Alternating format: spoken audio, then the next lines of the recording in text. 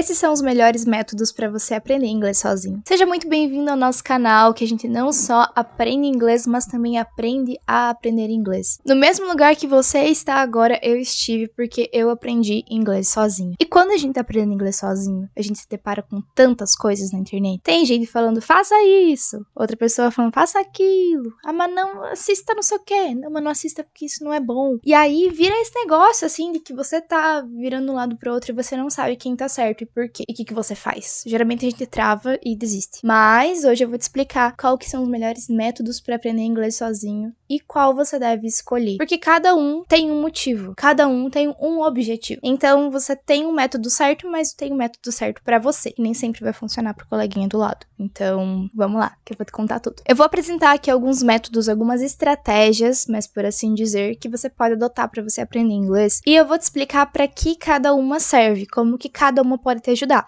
E aí, além de você testar ela, você precisa pensar justamente isso. Por que eu tô aprendendo inglês? Eu tô aprendendo inglês porque eu preciso ler? Eu tô aprendendo inglês porque eu preciso falar inglês? Eu tô aprendendo inglês porque eu quero entender inglês? Cada objetivo que você tem vai ter uma metodologia específica que você vai usar. Então, varia. Dependendo do seu objetivo, você deve usar algum método específico. Então, já vai pensando aí, por que você quer aprender inglês? Se é pra viajar, nesse caso, seja pra se comunicar ou pra entender que são coisas importantes. Se é pra trabalho, então você vai precisar escrever e-mails e ler e-mails, então você vai ter que usar algum método mais específico pra isso. Se é simplesmente pra você conseguir entender as suas séries, as suas músicas e, enfim, viver a vida feliz. Então, pensa muito no que você quer pra que você entenda a maneira certa de estudar pra você. Um método muito comum, que eu particularmente gosto muito, é o método de leitura de textos. Muita gente pega simplesmente textos e começa a traduzir e a fazer leitura, enfim. A tradução aqui, ela é muito comum e muito sua amiga. Então, em que momentos que eu indico que você haja desse jeito? Que você estude inglês com textos e estude inglês traduzindo principalmente. Se o teu objetivo é focar na leitura e se você não vai precisar pensar rápido. Então, por exemplo, você vai trabalhar ou você precisa escrever e-mails, que é uma coisa que você consegue ter tempo pra pensar e refletir. Aí, nesse caso, a leitura e a tradução vão te ajudar muito. Agora, se você é ao contrário, você precisa pensar rápido, responder na hora, responder ali em reunião, sob pressão, a tradução, ela nem sempre te ajuda, porque você sempre vai ficar nesse intermédio, se você quiser traduzir tudo. Então, por exemplo, você vê uma frase em inglês, ao invés de você tentar se esforçar pra pensar ela, o que ela significa, você sempre tenta achar um equivalente em português. No começo, quando você tá aprendendo, isso te ajuda, mas depois acaba te atrapalhando. Então, você pode começar com esse método e depois ir pra outro, se você ainda sente essa necessidade tão gigantesca assim de traduzir tudo pro português, mas você vai conseguir falar com mais fluidez e responder mais rápido, de uma maneira mais dinâmica, se você fugir um pouquinho dessa ideia. Então, vai depender do que você quer. A segunda coisa que todo mundo fala e o método que todo mundo indica é aprender inglês com música, séries, filmes, podcasts, enfim,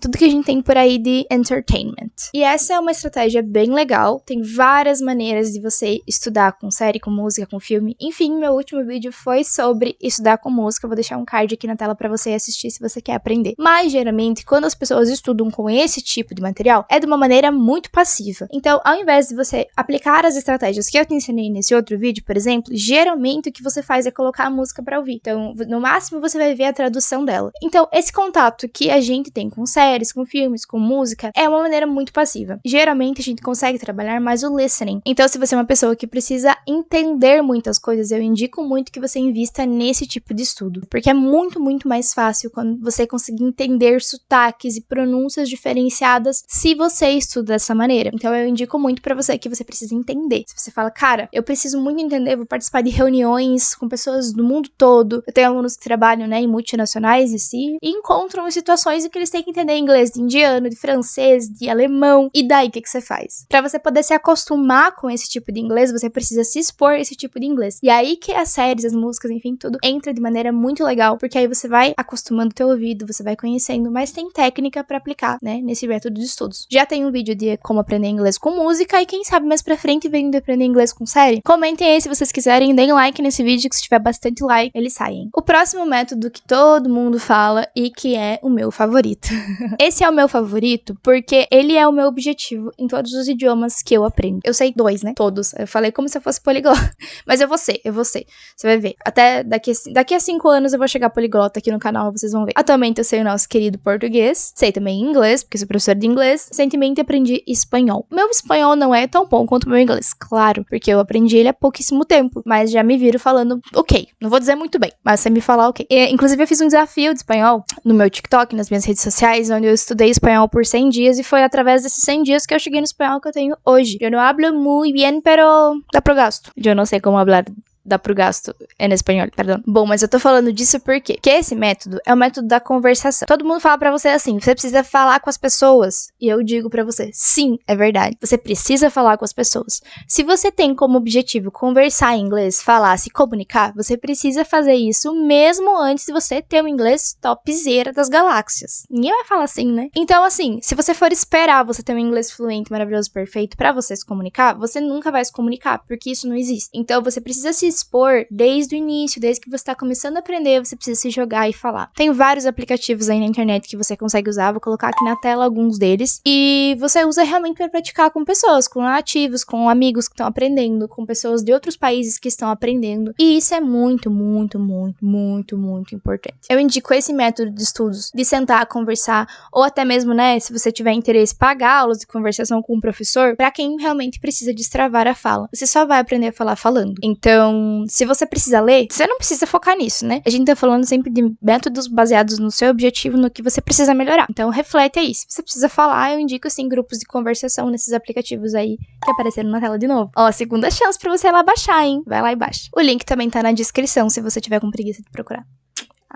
Teacher que faz tudo por vocês, né? O próximo método é com flashcards ou lista de vocabulário. Aqui a gente tem algumas ressalvas que eu quero conversar com vocês. É muito raro a pessoa que precise de uma lista de vocabulário. Tipo assim, português, inglês, português, inglês, português, inglês. Você vai usar esse tipo de estudo vai te beneficiar de verdade em situações muito específicas. Quando você for fazer alguma prova onde vai cair vocabulário específico, aí sim, tipo, cai definição, tradução, algo do tipo. Quando você precisa saber termos específicos, que eles não são usados dentro de um contexto de texto, vamos dizer assim, um contexto muito grande. Eu já indiquei esse método para pessoas que trabalham na área de saúde, onde precisam preencher formulários e coisas do tipo em inglês. Então você vai preencher com palavras específicas. Para você poder memorizar, é interessante fazer lista de palavras. Mas são casos muito específicos. Por que você que quer conversar ou escrever não deve usar esse método da lista de palavras especificamente? Porque você tá vendo essas palavras sem contexto nenhum. Você tá olhando essas palavras e você não pensa onde que elas são usadas, como elas são usadas, você não tem exemplos. Então a minha dica é, quando você for trabalhar e quiser memorizar palavras, que é o objetivo para quem faz lista de vocabulário, para quem trabalha com flashcards, flashcard eu gosto muito, eu prefiro flashcard do que lista de palavras. Embora teoricamente é a mesma coisa, só que você olha pra um lado, depois você olha o outro, né? A minha dica é, não trabalhe com a tradução em si da palavra ou do termo. Trabalha sempre assim. Quando você for estudar, você faz assim. Você coloca a palavra em inglês e no outro lado do flashcard ou no outro lado da coluna da lista, você escreve uma frase de exemplo. Então você não vai colocar tradução, mas você vai colocar uma frase de exemplo. Se quando você for revisar você não lembrar, aí sim você procura a tradução. Se você lembrou? Eba, que bom, tá dando certo. Então, tenta fugir um pouco da tradução nesse negócio da lista de palavras e sempre trabalhe com contextos. Sempre analise contexto. Porque a real é que você vai ver essas palavras em contextos. Então, você precisa entender como usar elas. Tá bom? Combinado? Vamos pro próximo, então. O próximo método de estudo muito, muito comum e indicado é estudar gramática. E aí nós entramos em várias lutas, em várias... Ai, eu odeio gramática, ai, porque eu amo gramática. Tem alguém que fala que ama gramática? Acho que só eu, né? Uma coisa eu quero esclarecer a vocês, odiadores de gramática, primeiro. É pra gente sentar e conversar. Que sempre que você vê um professor ou qualquer pessoa que esteja te vendendo um curso de inglês e a pessoa falar assim, você vai aprender sem gramática. Essa pessoa não sabe nem o que tá falando. Por que você compraria um curso dela? Não existe aprender sem gramática. Eu quero que você entenda primeiro que a gramática, ela é um conjunto de regras que dita a estrutura ali da língua. No português a gente tem, no inglês a gente tem, em qualquer idioma a gente tem. Tem um conjunto de regras que fala assim, ó, isso aqui é pra ser assim, isso aqui é pra ser assado. E aí vem uns bonitos, às vezes, e falam assim, é o momento da teacher indignada, tá? Pra você sentir a indignação que eu tô sentindo. Ah, porque quando você era criança, você não aprendeu o português estudando gramática. Claro que não, meu filho. Mas você acha que só porque eu não sentei e estudei lá o presente indicativo, eu não consigo usar ele? E quando você aprende inglês quando você é criança, existem metodologias que são usadas pra você. Que a criança tem um cérebro que aprende de uma maneira específica. A criança aprende de um jeito. Depois que você cresce, você tá adolescente, você tá adulto, você já tá na casa dos 20, dos 30, enfim, pra frente, não sei que idade você tem, mas eu tenho certeza que você não é criança e tá me assistindo, né? Nessa sua idade, nosso cérebro não funciona mais como funciona o cérebro de uma criança. Então, a gente não consegue omitir a lógica das estruturas. Então, mesmo quando você trabalha com tradução, por exemplo, I go to the school every day. Eu, vou, to the school, para a escola, every day, todos os dias. Eu vou para a escola todos os dias. Trabalhando com tradução, você está trabalhando gramática, porque no inglês, a estrutura é de um jeito, no português, a estrutura é do outro. Quando eu pergunto, por exemplo, do you like apples? Em inglês, e você vai traduzir, você gosta de maçãs? Você precisa da gramática para entender que o do tá fazendo uma pergunta e que ele não tem tradução nenhuma, entendeu? Então, o que eu quero dizer é que você não precisa decorar todos os nomes dos tempos verbais e saber o que é uma preposição, o que é um verbo, o que é um artigo. Você não precisa saber disso. Mas você precisa entender como usar a gramática, que é diferente de decorar regras gramaticais. E aí que a gente tem um outro ponto, então. Quando você vai estudar gramática, o que você vê? Você vê uma lista de conteúdos que você tem que fazer um check. Então tem lá, Simple Present. Aí você vai pesquisar no Google, Simple Present. Aí aparece lá o resumo da nova escola e aparece no YouTube um vídeo famosão aí de alguma teacher. Aí você assiste o vídeo, você lê o resumo da nova escola e acabou. Não é assim que estuda gramática. Gramática é para usar. Então, sempre que você for estudar gramática, você precisa estudar fazendo exercícios. Você pode assistir o vídeo da teacher famosa, você pode ler o resumo da nova escola, não tem problema. Você pode entender as regras e as estruturas. Mas mais importante que isso é você usar. Até porque, na verdade, sem você ver o vídeo, sem você ler, você não vai saber usar, né? Então, você precisa fazer os dois. Você vai ler, você vai ver, e aí você vai procurar exercícios. Tem esse site aqui, que é um site que tem exercícios sobre todos os conteúdos gramaticais que você imaginar na sua vida. E ele é bem legal, bem interessante, porque você pratica muito. Você pratica horrores. E outro aplicativo que é muito legal e trabalha a gramática do jeito muito interessante é o Duolingo. Porque você responde as atividades, você monta as frases e você monta na estrutura gramatical correta. E em nenhum momento ele te fala assim, quando você vai usar it, no final do verbo você precisa acrescentar o S. Porque você está falando do simple present. Ele não fala isso pra você. E mesmo assim você consegue entender lá que é she drinks coffee with sugar. I don't like sugar in my coffee. E frases do tipo, sempre muito úteis. Até porque eu amo o cafezinho com açúcar, né? Não sei você. E pra quem que é bom estudar gramática? Quem que deve estudar gramática? Eu diria que você que sente uma necessidade de estruturar melhor o seu idioma. Então, você fala, mas você não tem certeza se você está falando certo. Você escreve, mas você não tem certeza se você está escrevendo certo. Você voltar nessas estruturas e estudar um pouco de gramática vai te ajudar a adquirir confiança na hora de falar e na hora de escrever. Se você estudar com o uso, né? Se você ficar só vendo vídeo, você só vai olhar e falar, cara, inglês é muito chato. E daí a gente vai ter uma briga aqui, porque inglês é massa pra caramba. Então, tem que estudar do jeito certo. Então, se você tem essa questão que, eu tenho dificuldade, estuda gramática, vai te ajudar. Agora, o próximo método é um método que eu indico muito, que se chama journaling. Journaling, que é escrever um diário em inglês. Eu faço isso. Não vou mostrar pra vocês o meu, porque senão vocês vão saber os meus segredos, né? Mas o journaling é você escrever sobre o seu dia, escrever sobre o que aconteceu com você, sobre os seus sentimentos, sobre o que vier na sua cabeça. Eu acho journaling muito, muito legal, principalmente pra você que você precisa melhorar na escrita, né, claro. Mas eu acho ele mais legal ainda se você faz ele no computador ou num diário online, né? Eu tenho ele no Docs, o meu. Então eu tenho um arquivo no Docs que eu escrevo as coisas lá, uso pra praticar o idioma e pra praticar com coisas da minha vida real, né? Então ele é legal por causa disso, porque você usa vocabulário e palavras que você usaria pra descrever o seu dia a dia, então tá dentro do seu escopo de palavras. Você não tá aprendendo a falar, sei lá, sobre pegar o metrô, sendo que na tua cidade nem existe metrô. Na minha cidade não existe metrô. Na tua existe? Não sei. Então, é legal porque você fala sobre coisas que realmente fazem parte da sua realidade. E isso ajuda você a internalizar mais o inglês ainda, né? E eu gosto de fazer isso no digital porque aí eu consigo usar o chat GPT pra me corrigir. Porque se você não tem professor, você não tem alguém que saiba mais que você para fazer essas correções, o chat GPT é um ótimo aliado. Então, você pode pedir pra ele corrigir os sentidos de comunicação, né? Enfim, focado no que você tá buscando. Se você busca uma estrutura gramatical melhor, pede pra ele sugerir ideias. Se você busca aumentar o seu vocabulário, pede pra ele corrigir com vocabulário mais, né, extenso, coisas mais diferentes, palavras novas, enfim. Dá pra fazer muita coisa. Então, você que busca melhorar a escrita, eu recomendo muito. E o nosso último método que eu deixei aqui, que é também um método que eu indico muito, é falar sozinho. ou você gravar-se, né? Gravar-se falando. E aí eu tenho várias coisas pra falar pra vocês nesse daqui. Primeiro que falar sozinho é muito bom pra você desenvolver teu inglês. Se você adquirir esse hábito, é muito legal porque você consegue usar momentos do seu dia a dia pra você se comunicar ali com você mesmo, descrevendo o que você tá fazendo, se tá lavando a louça, se falar, eu tô lavando o prato, tô lavando não sei o quê. E aí você vai praticando teu inglês. Você tem que avisar tua família antes que você vai fazer isso, senão eles vão achar que você tá lelé da cuca. Eu avisei a minha, então eles já são acostumados, todo mundo é acostumado. Eu falo com os meus gatos em inglês e tá tudo bem. Na verdade, eu e os meus gatos, a gente só se comunica em inglês, eles são bem bilíngues. Só que melhor ainda do que você falar sozinho é você falar com uma câmera.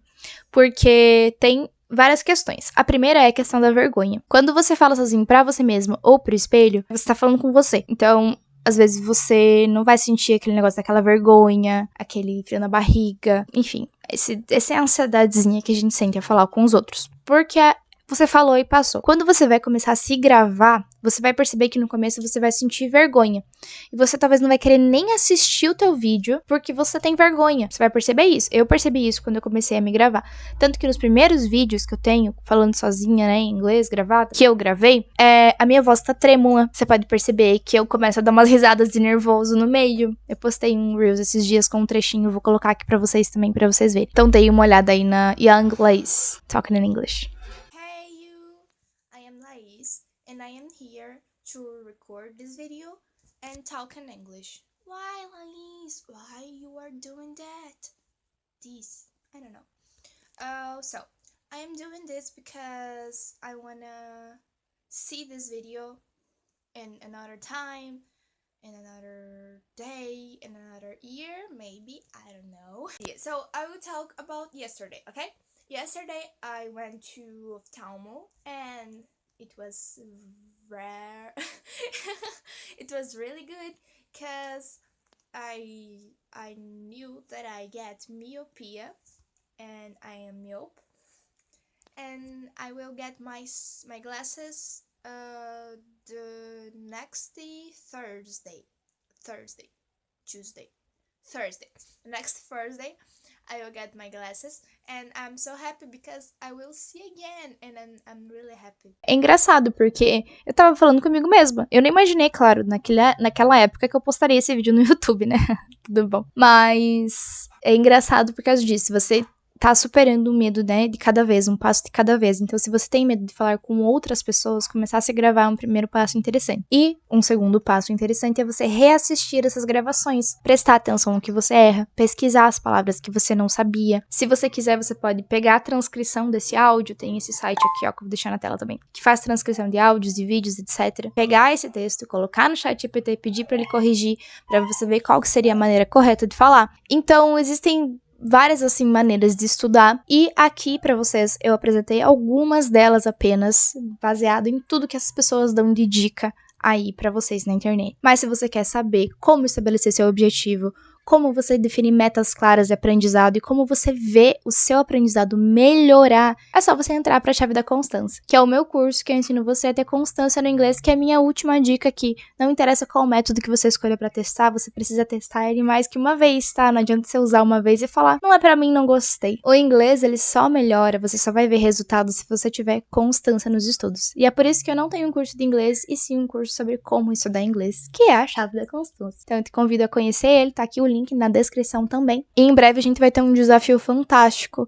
para você participar e mudar o seu inglês agora no começo de 2024. Então, se você tem interesse, me segue nas redes sociais aí que eu vou estar divulgando tudo lá, vai estar tudo muito lindo, maravilhoso, para você começar o ano dando o pontapé bilíngue aí que você precisa e transformar o teu sonho em realidade. Chega de sonhar sem fazer nada. Vamos começar a mudar os ares por aqui. Se esse vídeo te ajudou, deixa um like e se inscreve no canal pra você não perder os próximos. Tem muita coisa boa vindo por aí. E deixa nos comentários aí algum assunto, pergunta ou, enfim, o que você quer que eu fale por aqui, que estaremos falando. Não esquece de se inscrever no canal, deixar seu like e te vejo na próxima. Bye, bye!